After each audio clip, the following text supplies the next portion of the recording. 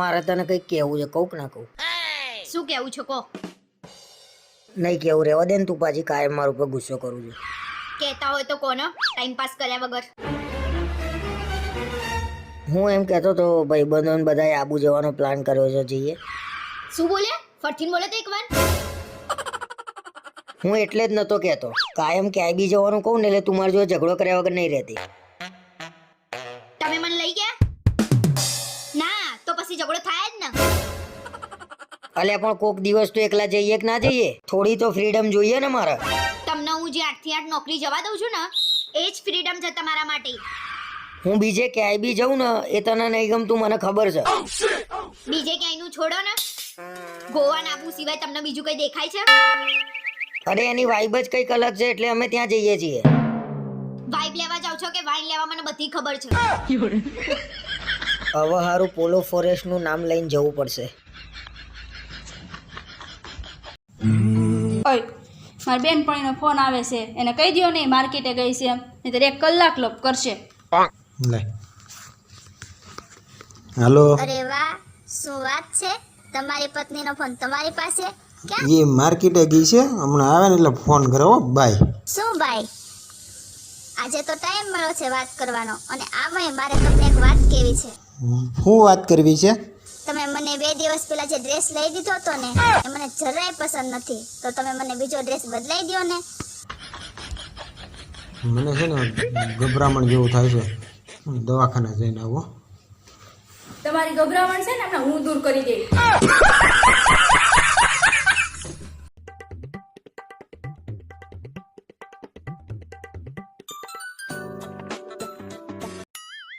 Hello, બંને જણા આવો છો? વાંધો નહીં, હેડ અહીં બનાવડાવી દઉં છું. સારું હેડ. કોનો ફોન હતો? એ તો મારા ભાઈ ને ભાભીને આવો છે તો એમનું જમવાનું બનાવવાનું છે.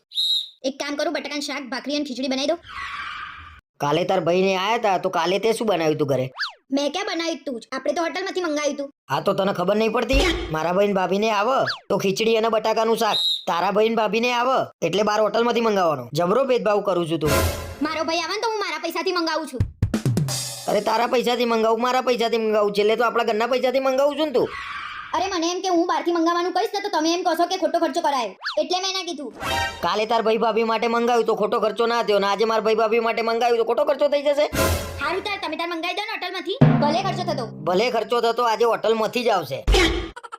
અરે તમે તાર પતંગ હોટલમાંથી મંગાવી લો. અરે તાજમાં ટેબલ બુક કરાવું છું હું આજે. મંગાવી લો.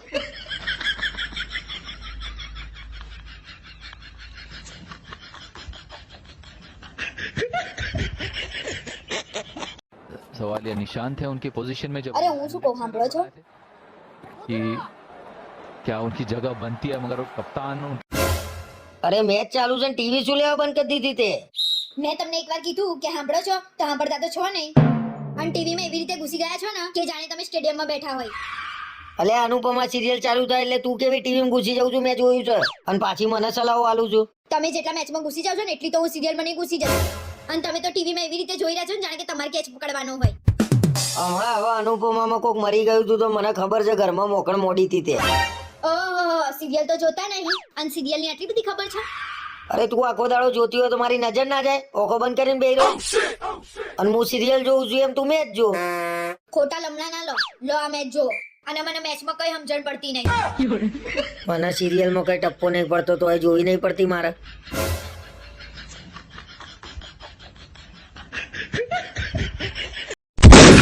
બોલાય તારા ઘરવાળાને.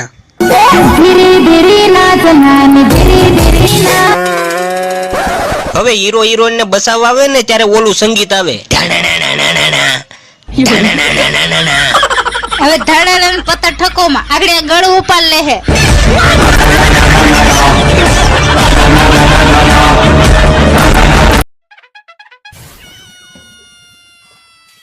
ઓહો, આજ તો વહેલા વહેલા ઉઠી ગયા રાજા. ક્યાં ઉપડ્યા સવાર સવારમાં?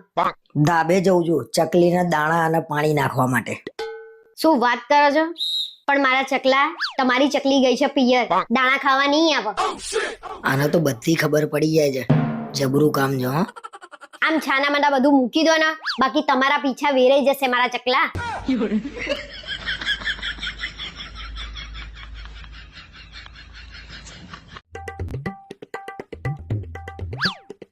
આજે તો આ સોસાયટી ઉપર એટલો ગુસ્સો આવ્યો છે ને મને. કેમ અરે તારી ખોટી ખોટી વાતો કરતા હતા બધા ભેગા થઈને કેમ મારી શું ખોટી વાતો કરતા હતા મને કહો એટલે હું જઈને કહું. કે કેટલી હોશિયાર છે, કેટલી શાંત છે, કે કોઈ દિવસ ઘરની બહાર અવાજે નહીં સંભળાતો. આ ખોટી વાત છે એમ? ચલો હવે હું તમને સાચી વાત કહું.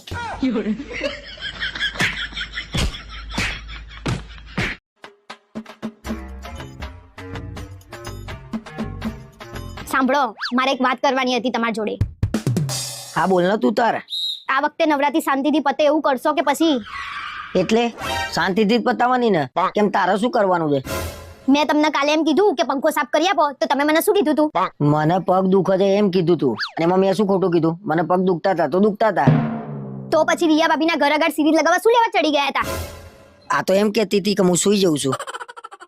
પણ હું તો જાગતી હતી. હવે કેમ તમારી સીરીઝની જેમ લબુક જબુક થવા માંડી? લે એમાં છે ની બીક? મેં કઈ ખોટું કર્યું હતું બીક? અને રિયા ભાભીના મિતનો તો એવી રીતે હાચવશે ને જાણે એમનો ના હોય. તને તકલીફ રિયા ભાભી થી છે કે એમના મિતથી? મને તકલીફ તમારાથી છે, અને એનું નિરાકરણ ના જાય ને એના કરતા શાંતિથી રહેજો. રિયા ભાભીને નાસ્તો તો મારા હાથે જ આપવાનો છે, પણ કઈ રીતે?